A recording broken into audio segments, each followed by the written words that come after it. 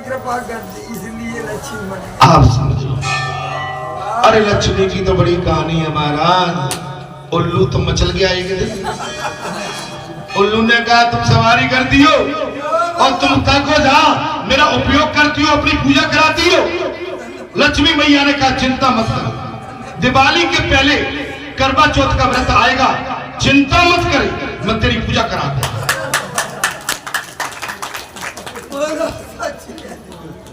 सारी लक्ष्मी थाली लिए अपने पतियों के सामने पूजा करते और वे उल्लू मुस्कुराते हैं। बड़े मुस्कुराएंगे महाराज और बड़ी पूजा कराएंगे। अरे ये लक्ष्मी की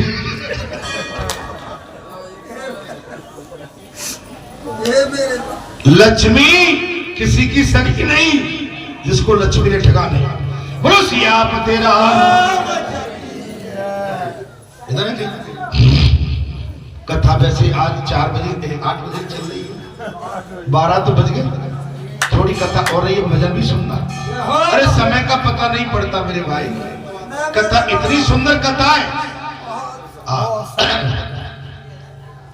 एक रात महाराज ने पराभक्ति के दर्शन हुए सुंदर कांड में। किसको?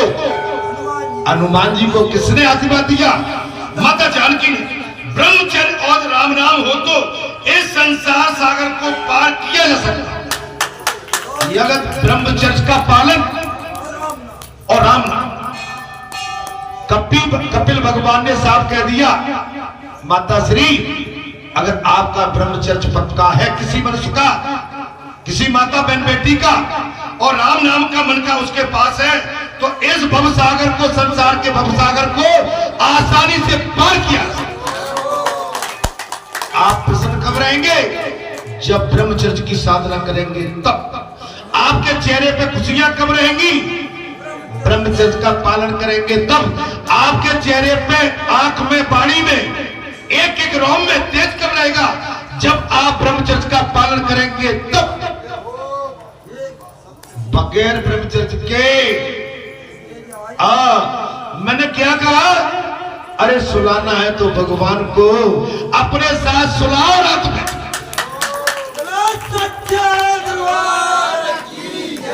अरे भगवान को सुला लो साथ में माताओं। भगवान को सुलाने बड़ा आनंद आता। कन्हैया को अपना लाला मान के अपने अंदर देखो, फिर क्या आनंद आता। गहरी नींद आएगी जब प्रातः काल उठोगे, आपके चेहरे पर तेज होगा। जब आप कुल्ला दाफन करके आओगे, आपकी आंखों में तेज होगा, लालिमा होगा।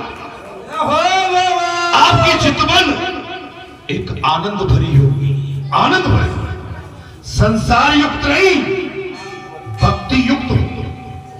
महाराज ब्रह्मचर्य और कथा में अच्छा लग भी रहा है कि नहीं? ब्रह्मचर्य और राम नाम हो तो संसार सागर को पार किया जा सकता है। हनुमान जी जैसे ही इस सागर को पार कर सकते हैं। हनुमान जैसे हो वही इस संसार को पार कर सकते। आप हनुमान बन जाओ। और हनुमान बनने के लिए ब्रह्मचर्य, जैसे रात को संग कौन? भगवान। भोजन किसके लिए? भगवान के लिए। निद्रा किसके लिए? भगवान के लिए। संसार किसके लिए? केवल भगवान। सागर पार करके हनुमान जी अशोक वन में आए। अगर हनुमान जी ब्रह्मचर्य का पालन, राम भक्त न होते तो सागर को पार नहीं कर पाते। हनुमान जी में सभी गुण थे, बुद्धि, विवेक, विज्ञान था। बुद्धि, विवेक, विज्ञान था। अशोक वन में आए। एक रात महाराज कथा में कहते हैं कि जब हनुमान अशोक वन में आए तो अशोक वाटिका में सफेद फूल खिल रहे थे। फूल खिल रहे थे।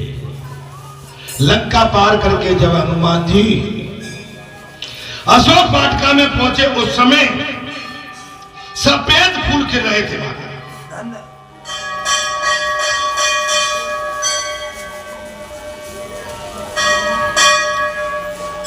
वह सीता जी अशोक वन में जहां भक्ति और वह अशोक शोक का अभाव था।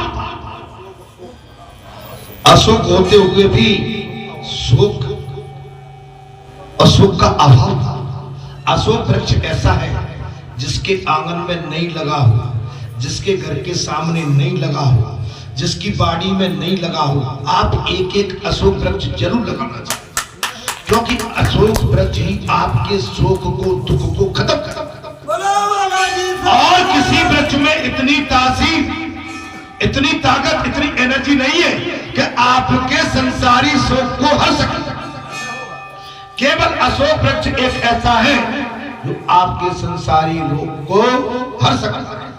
यहां पर आप देखेंगे कि अशोक वाटिका में जिस वृक्ष के नीचे माता जानकी पड़ी थी, बैठी थी, महाराज वहां शोक नहीं था, वहां दुख नहीं था। हनुमान जी वहां कथा सुनाने के लिए आ गए। चलो अभी वो बात हमने पहले कह, हनुमान जी वह कथा सुनाने के लिए आए। उन्होंने प्रकट होकर विरोध करते हुए भी कहा कि महाराज आप गलत कर रहे हैं। कथा सुनाने लगे और महाराज हनुमान जी कथा सुनाने के लिए गए थे। उन्होंने प्रकट होकर विरोध करते हुए कहा कि महाराज आप गलत कर रहे हैं। अशोक वन में उस समय लाल फूल खिले हुए। अच्छा, प्रकट हो गए एक नाथ के आगे, तुम आप गलत लिख रहे हो, ये तो सफेद फूल की। लेकिन हनुमान जी के सामने क्या हो गए? एक नाथ के आगे प्रकट हो गए। कौन हो गए? हनुमान जी। आप ये तो गलत लिख रहे हैं। देखिए हनुमान जी सब समझाते हैं। मैं एक बात बताऊं, जैसे अभी मैंने भोजन की बात करी थी कि शाम के टाइम जी हनुमान जी ने प्रेरणा दी। मैं कहीं के लड़का बोले आप 60 से ऊपर चले गए। बोले महाराज हाँ, तो भाई थोड़ा सा हो गया वो। अब कुछ जो संसारी विकार है ना, जो इनको थोड़ा सा कम करते रहे। आप जितना संसारी विकारों को कम करेंगे उतने स्वस्थ रहेंगे और मस्त रहेंगे। आप केवल मुझ पर ध्यान दो, संपूर्ण है। मैं आपका मार्गदर्शन करने के लिए बैठा हूं ना, मैं आपको भटकने नहीं दूंगा। भाई आपकी जीवन की डोर मेरे हाथ में, आपके जीवन की डोर मेरे हाथ में। आज अगर मैंने उस समय पहुंचता तो तुम्हारा ये शरीर भी वहां नहीं होता। आज ये शरीर अब मेरा है। संसार का अधिकार इस शरीर पर नहीं है। आपको बुरा जरूर लगता होगा। मैं कहता हूं ना, मैं किसको अपने साथ सुलाता हूं? मैं भगवान को अपने साथ सुलाता हूं और भगवान के साथ सोता हूं। और मुझे एक नहीं, मुझे इस काम के लिए 25 वर्ष हो चुकी है। एक दिन की बात नहीं है। अरे आपको बुरा लग रहा होगा, अटपटा तो लगता होगा। अच्छा लग रहा है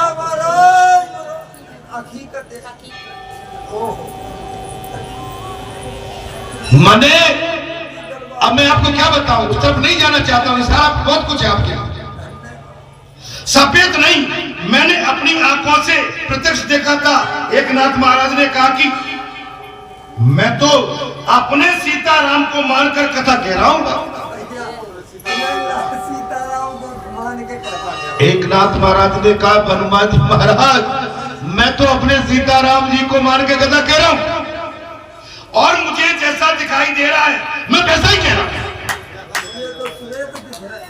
एक नाथ बोले, भाई मुझे तो ये मुरमुरे थोड़े से पीले पीले दिख रहे, मैं तो वैसे ही कह रहा हूं। अंत में इस झगड़े को लेकर वे दोनों श्री राम के पास पहुंच गए।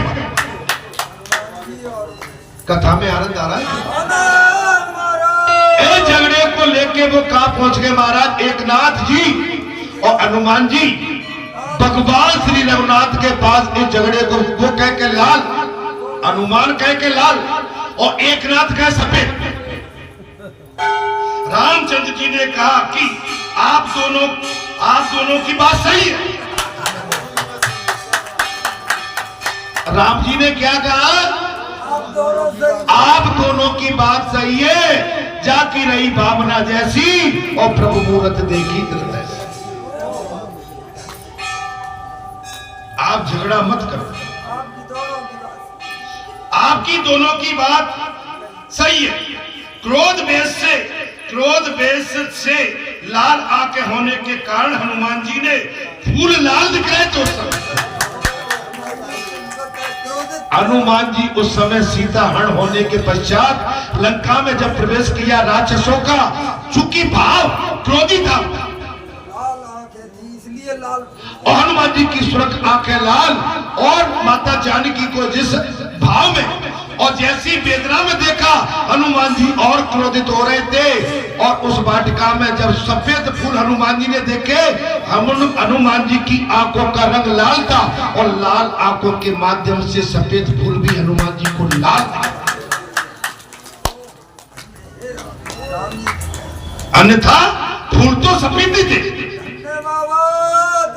कपिल भगवान ने यह साफ कह दिया कि फूल तो सफेद ही थे, दाऊ माखन तो मैं खाऊंगा, चाहे कुछ कर ले तू बड़ा होके भी बड़ा नहीं, माखन तो मैं खाऊंगा। जिसकी दृष्टि जैसी होती है वैसे ही सृष्टि दिखाई देती है। बस कथा थोड़ी बची है, सब साथ जिसकी थोड़ी सी बची, क्योंकि बस प्रसंग आ गया। प्रसंग उतार पे आप कहो छोड़ दूंगा तो आपको आनंद नहीं आएगा। जब मैं 4 घंटे रुका नहीं हूं तो थोड़ा सा धैर्य आपको भी रखना पड़ेगा। जिसकी दृष्टि जैसी होती है वैसी सृष्टि दिखाई देती है। दुर्योधन को जगत में कोई संत ही नहीं मिला। कपिल भगवान ने साफ कह दिया, माता दुर्योधन को संसार में कोई संत नहीं मिला, उसने सभी को दुर्जन माना। सभी उसको दुर्जन दिख रहे थे। दुर्योधन को सारी सृष्टि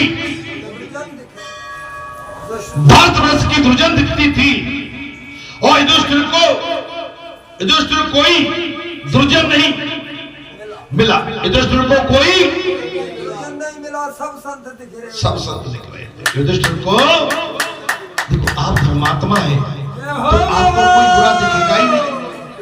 भाई हम इनसे क्यों है, हमें जी तो भगवान के भगत है, आए हमारे लिए तो पूजनीय माननीय। और दुर्योधन को कोई दुर्जन नहीं मिला, उसने सभी को सज्जन पूजा, धर्मराज ने सबको सज्जन देखा। संतों के धर्म लक्षण में तितिक्षा और प्राध्यान दिया गया है। सहन करोगे तो सुखी हो जाओगे, सहन करो। पहले विल पावर स्ट्रॉन्ग, सहन शक्ति, ओम शांति। मालूम है कि जब चाल दे गए और आपने पहचान भी लिया, अगर आप चालबाज के पीछे लगे तो आप भी चालबाज कहलाओगे। महाराज कौवा का ग्रेड का रंग देखा है, कौवा की दृष्टि कभी ठीक नहीं हो सकती और ग्रेड का रंग कभी एक जैसा नहीं हो सकता। तो संसार भी गिरगिट और कौवे की भांति है, जिनकी दृष्टि में अगर सियानापन आ गया और रंग उतरना और चढ़ना आ गया, आप उनको ठीक कर ही नहीं सकते। हमें नहीं सुधरना। संतों का चरित्र पढ़ो, संतों को कोई दुख सहने पड़े, संतों को कई दुख सहने पड़े, किंतु उन दुखों का संतों पर कुछ भी असर नहीं होता है। सहन शक्ति हो, सहन का। बीमारी आ गई तो ठीक है, मरना तो है, हाथ पैर दुख रहे तो ठीक है, जाना तो है। आप चिंता मत करो। सहन शक्ति भगवान के प्रति आपकी प्रेम और भक्ति न टूटे, भगवान का भजन न छूटे। हाय राम, वो कौन सा अशुभ दिन है कि आज मुझसे भगवान का भजन छूट गया। देखिए मैंने कई बार कहा है कि जो आते हैं फिर घर भागते हैं, खेत में भागे, कल्याण में, दुकान में या शहर में भागे, भगवान भी उनको वही स्वरूप बना दे। तुम भागते रहो, आते रहो, जाते रहो, आते रहो, जाते रहो। अब जब आते जाते में थक गए तो तुम चित्तों के पड़े रहोगे, ये भगवान कह रहा है कि देखो तुम्हारी जो चंचल वृत्ति थी ना, मैं उससे परेशान था।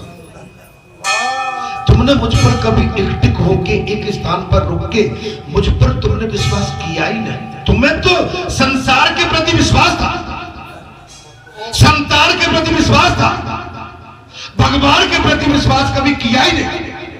तुम्हारा मन चंचल था।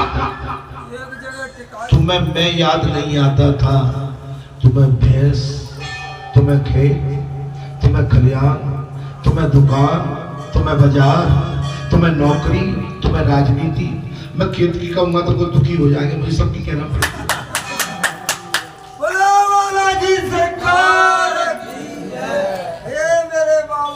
है ना? ये नहीं, अरे भगवान के सूरवीर कभी बीमार हो भी जाते हैं तो नहाने धोने में क्या कोताही है? अरे ना धो के सीताराम सीताराम तो कहीं जाओ भाई।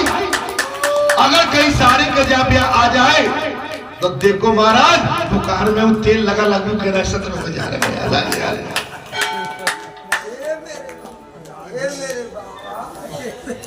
अरे महाराज मैं सबकी नस्ल जानता हूँ। एक रात महाराज उसी रास्ते में स्नान करने के लिए जाते हैं महाराज। कपिल भगवान, बस कथा आगे थोड़ी सी बची। एक रात महाराज भगवान कपिल कहते माता श्री उसी रास्ते में जाते हैं।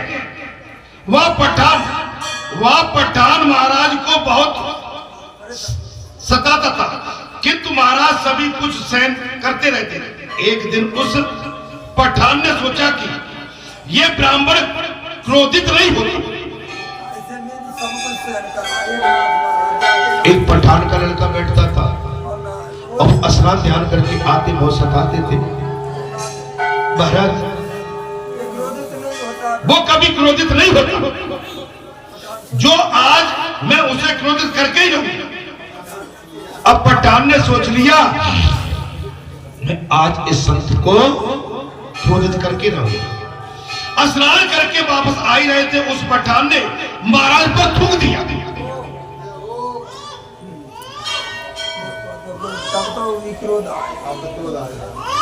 स्नान करके आ ही रहे थे, वैसे तो मिट्टी फेंकते थे, आज तो थूक दिया। महाराज क्या किया? कई बार ऐसा होता रहा कि महाराज क्रोध न हुए। गोदावरी से कहने लगे तेरी कृपा है कि तू मुझे स्नान करने के लिए बार बार बुला रही। ये बार बार मिट्टी डालता है, थूकता है। हे गोदावरी मैया, तेरी आज बड़ी कृपा है कि तू आज बार बार मुझे स्नान करने के लिए बुला रही। वो पठान चाहे दुर्जनता करते रहे, मैं अपनी सज्जनता नहीं छोड़ूंगा। कोई आपके साथ कितनी भी दुर्जनता करे, आप अपनी सज्जनता मत छोड़ो। आपकी छाप जब अच्छे में लग गई, अच्छे में लग गई। अगर आपके होते हुए किसी गरीब की हाय कहीं निकल पड़ी तो भस्म कर देगी। तुलसी हाय गरीब की कब हो न जाए। पठान ने 108 बार महाराज पर थूका और उतने ही बार महाराज जी ने गोदावरी में स्नान किया। उस पठान के बच्चे ने एकनाथ महाराज पर 108 बार थूका और एकनाथ महाराज 108 बार उसी गोदावरी नदी में स्नान किया। अंत में वो पठान लज्जित हो गया। अंत में जब वो पठान लज्जित हो गया, इन महाराज जी पर इन्हें कई बार थूका, लेकिन न इन्हें क्रोध आया, न गुस्सा आया, न इन्होंने विरोध किया। वो पठान स्वयं लज्जित हो गया। उसने महाराज के पांव छुए और क्षमा मांगा। उस पठान ने महाराज जी के चरण पकड़ लिए। किसके? एकनाथ महाराज के। क्षमा मांगी। कहा महाराज आप संत हैं, ईश्वर है। आप संत तो हैं लेकिन मेरे लिए ईश्वर है। आपको पहचान न सका। कथा में आनंद आ रहा होगा। आपको पहचान न सका। महाराज ने उत्तर दिया कि क्षमा की कोई सवाल ही नहीं है। तू गलती मांग रहा है, तूने कुछ गलत किया ही नहीं है। एक नाथ महाराज फिर बोले तूने कुछ किया ही नहीं, क्षमा का कोई सवाल ही नहीं। तुम्हारे कारण तो आज मुझे 108 बार गोदावरी नदी में स्नान मिला।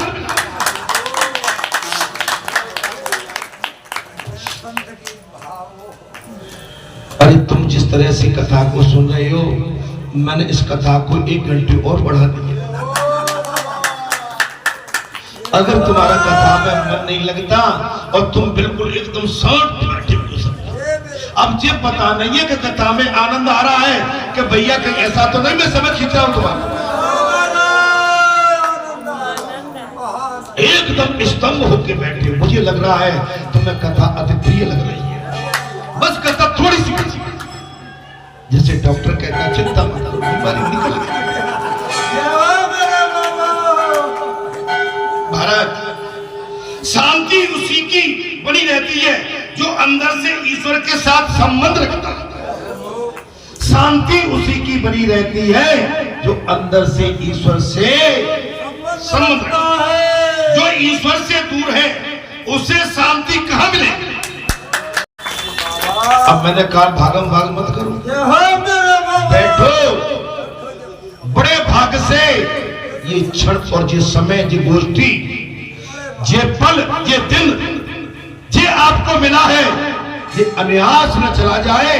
अरे आप एक पल में भी आनंद ले लोगे, मैं गारंटी देता हूं हनुमान जी के होते हुए आपको भी धर्मरथ में बाबा आपको अपने साथ एक पल भी साथ दे।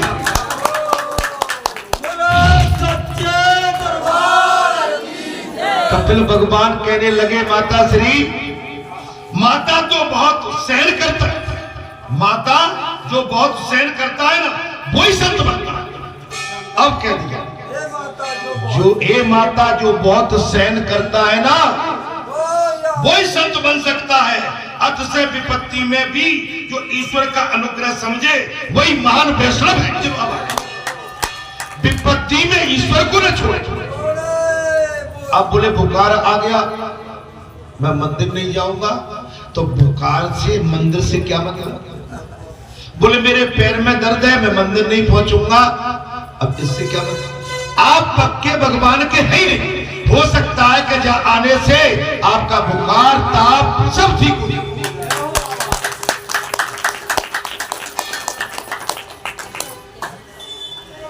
मैं कथा कह रही है इसलिए कहा अतिशय विपत्ति में जो ईश्वर का अनुग्रह समझे वही महान वैष्णव। अब विपत्ति में घर पड़े रह गए, अरे आज तो भाई जाएंगे नहीं, ये बढ़िया लग गया, आज हम नहीं जा रहे। क्यों? आज ऐसा ही मूड नहीं है, हाथ पैर में दर्द है, पड़े घर में खा रहे हैं,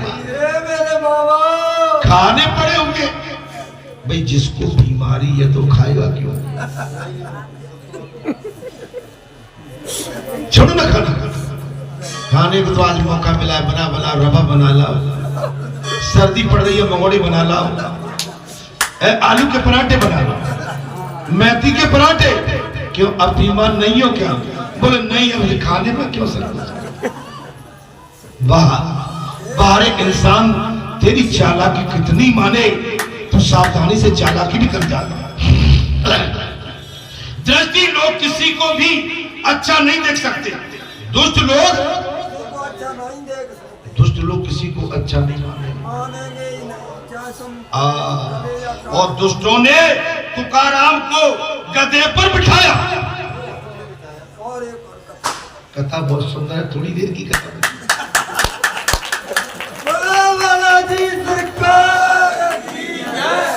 नहीं, वास्तव में थोड़ी है। मैं कथा तो अभी पूरी कर देता, लेकिन मैं अपना भाव व्याख्या डाल देता हूँ। दुष्ट लोग किसी को नहीं छोड़ते, अच्छा नहीं देख सकते। दुष्टों ने तुकाराम को गधे पे बिठाया तो तुकाराम की पत्नी को दुख हुआ। तुकाराम भगत को दुष्टों ने गधे पे, ओली पे तो गधे पे बिठा देते थे। कहा केदार सिंह आपकी होली पे ठीक है, नहीं तो होली में ललन तू काहे क्या? अरे मार ऐसा हो जाता। अरे होली पे हमें बिठा देना भाई। मेरे बाबा, होली तो होली होती है। होली में ललन झुकाए के और खेल में ललन झुकाए के। और भैया अपने केदार सिंह को तो बढ़िया साड़ी वाड़ी पहन के भाई सगे सोदरे काय के काज होते हैं।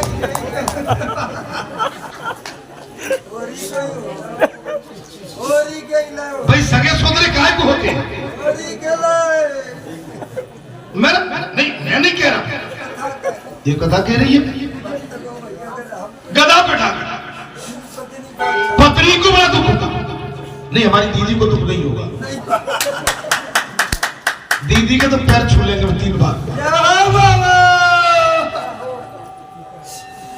नहीं तुकाराम तो अरे खेल में ललन झुकाए हमारा थोड़ा आसाने के लिए कुछ तो चाहिए भाई। मेरे बाबा उससे बोले कि मेरे विट्ठल नाथ जी ने मेरे लिए जो गरुड़ भेजा मेरे लिए विट्ठल ने गरुड़ भेजे। तुकाराम अपनी पत्नी से बोले मेरे विट्ठल भगवान ने मेरे लिए गरुड़ की सवारी भेजी, मैं उसी पर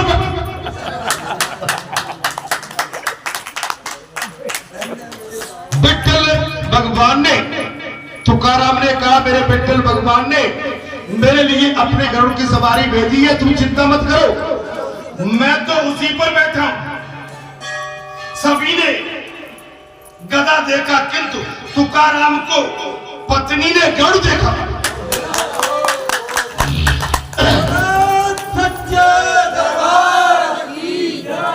संसारी सभी जीव को गदा दिख रहा था, लेकिन तुकाराम की पत्नी को भगवान गरुड़ का भगवान कृष्ण का गरुड़ वाहन दिख रहा। जगत में सब कुछ सहना सीखो पहले। जगत में अंधकार का अस्तित्व है, ये भी जरूरी है। जगत में अंधेरे का भी अस्तित्व है, अतः प्रकाश तो मूल्य है। अगर अंधेरा है तो प्रकाश उस अंधेरे को काट सकता है। संतों का पहला लक्षण तितिक्षा है और दूसरा है करुणा, त्याग और करुणा। तीसरा लक्षण है तभी देहधारियों के प्रति दृढ़ता, विश्वास, अजात शत्रु, शांत सरल स्वभाव एवं संतों के लक्षण है। शांति की परीक्षा प्रतिकूल में ही होगी, आपकी अनुकूलता में नहीं होगी। आपकी शांति की परीक्षा आपके प्रतिकूलता में होगी। अर्थ और धन संपत्ति तो प्रतिदिन संबंध रखते हो, किंतु उसके साथ साथ परमात्मा से भी संबंध अच्छे बना के रखते। जिस तरह से धन संपत्ति से संबंध अच्छे बना के रखते हैं, ठीक उससे कई गुना संबंध अपने भगवान से बना के रखो महाराज, तो शांति मिलेगी। भागवताकार कहते हैं कि इस जीवन की गाड़ी को केवल पटरी ही बदलती है। इस आपके संसारी जीवन की गाड़ी को आपके लिए पटरी बदलती है। ईश्वर के लिए कुछ भी त्याग दो, ईश्वर के लिए कुछ भी त्याग।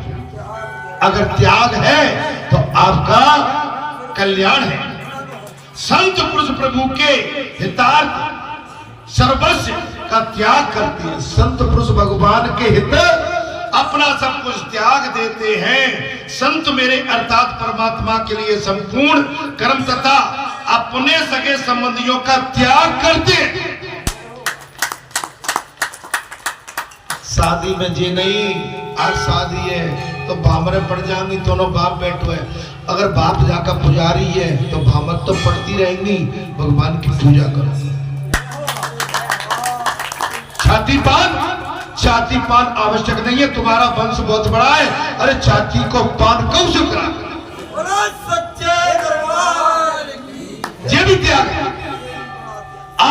को उठेगो? अरे भैया जो उठवे लाख होता है उठा दे, हम तो उठवे लाख बचे ही नहीं। मेरी बात समझ? बुलाओ लास्ट में को उठेगो, मां देखते मैं तो बड़ा आनंद लेता रहता। आओ ये को उठेगो, देखो महाराज। हाँ, और वहां परिवार पूरे बैठे रहते, लास्ट दिवा में तो काम सही करो, नहीं टुकड़े को बंद हो। और कहीं कोई और पहुंचो देख ले, देखा तुमने? वही बात रखो साहब, देखा बड़का दिए काम बिगाड़ दिया। अरे भैया को नृप हुए हमें कहानी, हम जा लाइन के बचे ही ना तो कौगे उठा रो, कौगे बैठा रो, कौ से छाती पान, कौ से 3-5 चटकाऊ, 3 मोड़े हते संसारी, तो तीनों के पान हमने तो नहीं लगाए, पता नहीं कौन ने लगा ली भाई।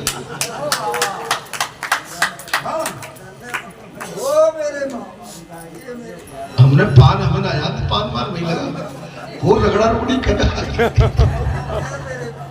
बच्चे रहो, बड़े पद से बचो, हमेशा छोटे बन के रहो। अगर तुम अपना अधिकार छोटे को देते हो ना तो आप अधिकार दे के खुद बड़े बन जाते हो। अगर तुम ही बड़े बने तो छोटे कहेंगे लो आप देखो भैया, अरे भैया ने अगर छोटे को अधिकार दे दिया, छोटा भाई गदगद हो जाएगा, मेरे भाई ने त्याग कर दिया, मेरे लिए मुझे बैठा दिया। ये होता है। अरे तुम तो वैसे ही बड़े हो, तुमसे तो सब बड़े भैया, बड़े भैया। अरे बड़े भैया तो तुम अब काय के काले पहुंच गए समेटे हुआ को। अरे छोटे भैया भेज दो, तुम मत समेटा समाटी तो हमने कोई गलत तो नहीं कह दिया है? हाँ। महाराज त्याग करते रहो, भगवान परीक्षा करके तुम्हें अपनाएंगे। महाराज मैं भूख से व्याकुल करूंगा, मैं भूख से व्याकुल करूंगा और भूखा सुलाऊंगा, तन को गला दूंगा और तब उसे परमात्मा करूंगा। मैं भूखा भी रखूंगा, गला गला दूंगा, प्यासा रखूंगा, उसे सताऊंगा, तड़पाऊंगा, मैं तब उसे माला माल करूंगा। उसके बाद मैं माला माल करूंगा। बहुत बड़ी बात है। कपिल भगवान ने कहा बस आ गए 2 मिनटों के। भगवान ने नरसिंह मेहता की कई बार परीक्षा ली थी और महाराज अर्थात नरसिंह पर है भगवान इस कलयुग में आप ऐसे परीक्षा करोगे तो कोई भी आपकी सेवा नहीं करेगा। बहुत परीक्षा करते हो। राजा हरिश्चंद्र ने भी यही कहा था, भगवान आपने अगर सतयुग में मेरी परीक्षा ली तो ठीक है, लेकिन कलयुग में किसी की परीक्षा मत ले लेना, नहीं तो लोग कलयुग में भजन करना छोड़ देंगे। कलयुग केवल नाम आधारा, सुमिर सुमिर पुत्र, उल्टा नाम जपा जग जाना, वाल्मीकि भाई ग्रंथ समाना। हाँ महाराज ये कलयुग तत्काल लाभ देता, इस हाथ ले और इस हाथ ले, कलयुग का जी है। भगवंत परायण रहकर भगवान की कथाओं का श्रवण कीर्तन करें। भगवान परायण रहना, आपको अपने आप को भगवान का ही स्वरूप मानना है और कथा कीर्तन में आप उनका श्रवण पाठ करें। भगवान जड़ होती है। क्या होती है महाराज? भगवान में ही चित्त रहता रहे तो भक्ति का विकास होता रहता है। अगर भगवान में आपका विश्वास बना रहे तो आपकी भक्ति की उन्नति होती बढ़ती रहती है। भगवान की कथा सुनने से श्रद्धा दृढ़ होती है और भगवान की कथा सुनने से भक्ति की दृढ़ता दृढ़ होती है। उसके बाद भगवान के लिए आसक्ति बढ़ती है। जब हम कथा सुनते, अच्छा आप कथा सुनने के बाद आपको क्या लग रहा है? तुकाराम, एकनाथ, हनुमान जी, मेहता जी, है ना, ध्रुव जी, प्रहलाद जी, मीरा, ये सूरदास, तुलसीदास, आपकी रुचि बढ़ रही है कि नहीं इनके प्रति? भाई आप भी वही है, बस आप उस मार्ग से जुड़ जाओ। आसक्ति बढ़ने से व्यर्थ का व्यक्ति प्राप्त होती है, और जिसकी भक्ति महाराज उसकी मुक्ति सुलभ होती है। जितनी भक्ति उतनी मुक्ति सुलभ होती है। भक्ति जब व्यसन भी उत्कृष्ट बनती है तब ईश्वर के पास ले जाती है। जब आपकी भक्ति उच्च श्रेणी की, प्रथम श्रेणी की हो जाती है तब ईश्वर के पास ले जाती है। तुकाराम ने भक्त की बड़ी अच्छी व्याख्या की है। एक क्षण जो भी भगवान से विषक्त न हो जाए वो भक्त है, वही भक्त है। भगवान से एक भी क्षण दूर न हो जाए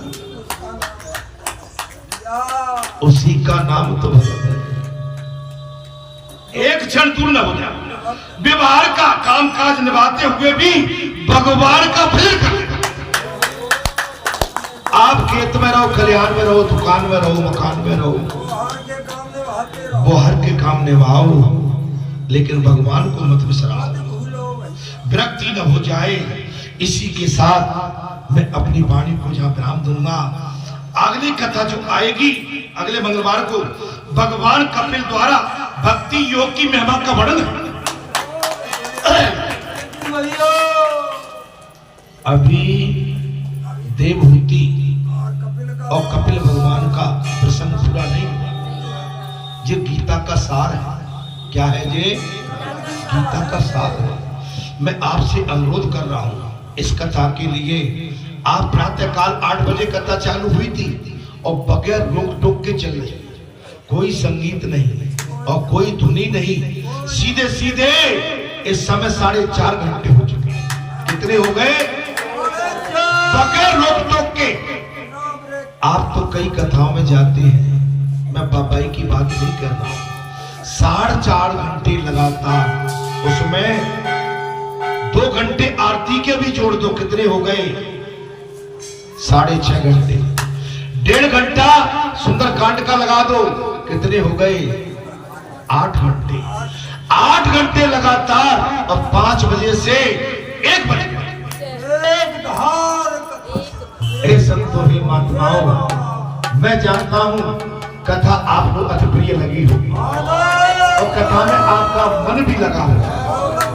ठीक है, आप इसी तरह से समय से आते रहिए और बालाजी धाम में कथा सुनते रहिए, और कथा सुनने से ही आप तुकाराम बनेंगे, एकनाथ बनेंगे, मीरा बनेंगे और अनसुईया आप बनेंगी, सती सावित्री भी आप ही बनेंगी, ध्रुव आप बनेंगे, प्रहलाद आप बनेंगे, अरे तुलसी आप बनेंगे, सूर आप बनेंगे। कथा में आके बैठते रहिए और कथा सुनते रहिए। भैया, मैंने कथा आपको भगवान शंकर का स्वरूप जान के कही है। क्या कथा आपको अच्छी लगी? शंकर भगवान की जय। अपनी वाणी को विराम देता हूं और कथा से अनुमति लेके आसन से भी अनुमति लेता हूं। जय श्री राम, जय।